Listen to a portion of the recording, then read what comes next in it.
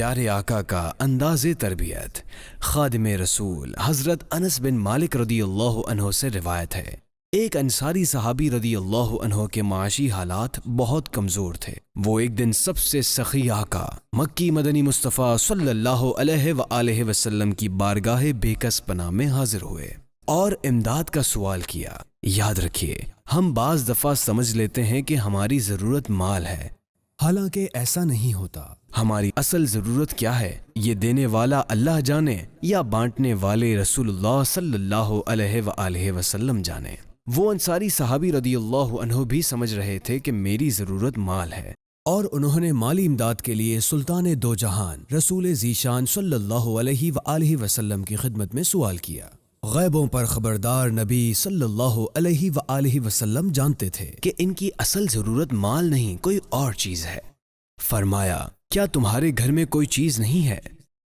عرض کیا، ہمارے پاس ایک چٹائی ہے جو ہم آدھی نیچے بچھا لیتے ہیں، آدھی اوپر اوڑھ لیتے ہیں، اور ایک پیالہ ہے اس میں ہم پانی پیتے ہیں۔ اللہ اکبر! صحابہ کرام علیہم الرضوان کا فقر دیکھیے۔ گھر کا ساز و سامان کیا ہے؟ ایک چٹائی، ایک پیالہ۔ پیارے آقا صلی اللہ علیہ وآلہ وسلم نے فرمایا، جاؤ دونوں چیزیں لے آؤ۔ وہ صحابی رضی اللہ عنہ گھر گئے، چٹائی اٹھائی، پیالہ ہاتھ میں لیا اور بارگاہ رسالت میں حاضر ہو گئے۔ رحمت دو جہاں صلی اللہ علیہ وآلہ وسلم نے اعلان کیا، کون یہ چیزیں خریدتا ہے؟ ایک صحابی رضی اللہ عنہ نے عرض کیا، حضور میں 1 درہم یعنی چاندی کے سکے کے بدلے خریدتا ہوں۔ فرمایا، کوئی ہے جو اس سے زیادہ قیمت لگائے؟ دوسرے صحابی رضی اللہ عنہ بولے، حضور میں 2 درہم کے بدلے خریدتا ہوں۔ نبی اکرم صلی اللہ علیہ وآلہ وسلم نے دونوں چیزیں ان صحابی رضی اللہ عنہ کو دیں۔ 2 درہم وصول فرمائے اور ان چیزوں کے اصل مالک کو درہم دے کر ارشاد فرمایا، بازار جاؤ، 1 درہم کا غلہ یعنی کھانے پینے کا سامان خریدو، گھر پہنچاؤ، 2 درہم کی کلہاڑی خریدو اور میرے پاس لے آؤ۔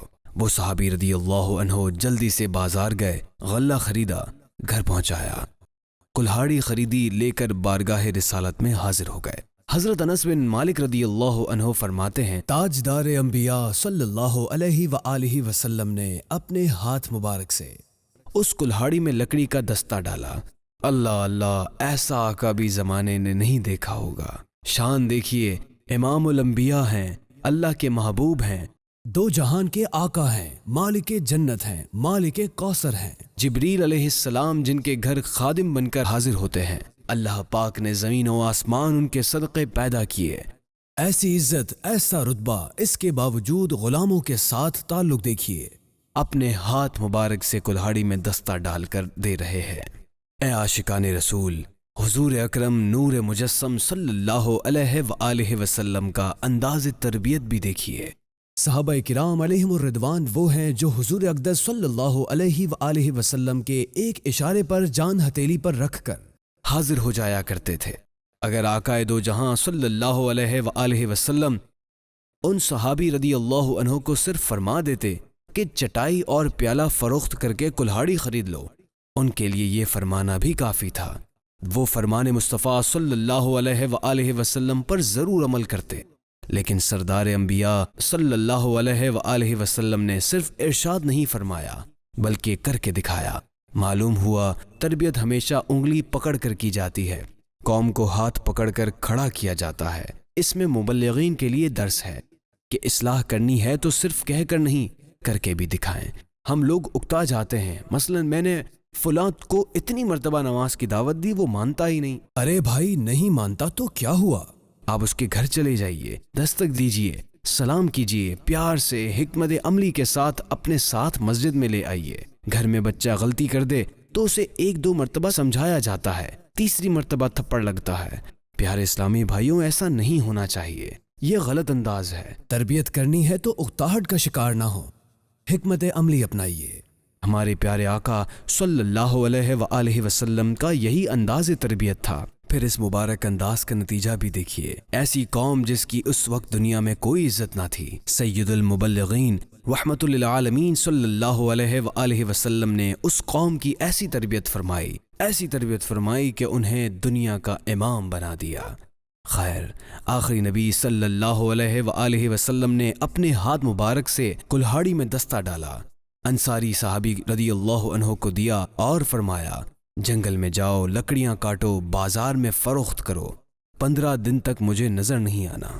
انصاری صحابی رضی اللہ عنہ نے کلہاڑی لی اور چلے گئے۔ 15 دن کے بعد واپس آئے تو ان کے ہاتھ میں 10 درہم تھے۔ نبی رحمت صلی اللہ علیہ وآلہ وسلم دیکھ کر خوش ہوئے اور فرمایا تم سوال کرو اور وہ سوال کل قیامت کے دن تمہارے چہرے پر داغ بنے۔ تمہارا اپنے ہاتھ سے کما کر کھانا اس سے بہت بہتر ہے۔ محنت میں عظمت ہے۔ پیارے اسلامی بھائیوں، اس حکایت سے محنت کی اہمیت معلوم ہوئی۔ محنت کامیابی کی کنجی ہے۔ اللہ کے پیارے حبیب صلی اللہ علیہ وآلہ وسلم محنت کو پسند فرماتے ہیں۔ ہمارے معاشرے میں عجیب ذہنیت پائی جاتی ہے۔ کتنے ایسے ہوں گے جو بڑی بڑی نوکریوں کے سہانے خواب دیکھتے ہوں گے، ایک ہی رات میں امیر کبیر بن جانے کی خواہش رکھتے ہوں گے، مگر محنت و مزدوری سے دور بھاگتے ہوں گے۔ یاد رکھیے، انسان کی عظمت محنت کرنے میں ہے۔ اللہ کے آخری نبی صلی اللہ علیہ وآلہ وسلم نے ارشاد فرمایا ان اللہ تعالی یحب العبد المؤمن المحترف، بے شک اللہ پاک طلب معاش میں تکلیف اٹھانے والے مومن کو پسند فرماتا ہے۔ سب سے افضل رسول صلی اللہ علیہ وآلہ وسلم کی خدمت میں سوال ہوا، سب سے پاکیزہ عمل کون سا ہے؟ فرمایا آدمی کا اپنے ہاتھ کی کمائی کھانا۔ افسوس، ہم تن آسان ہو گئے، آرام طلبی، راحت پسندی ہمارے مزاج کا حصہ بن گئی۔ سستی دیمک کی طرح ہمارے کردار کو اندر سے کھوکھلا کر رہی ہے۔ خود اٹھ کر پانی کا گلاس پی لینا ہمیں بوجھ لگتا ہے۔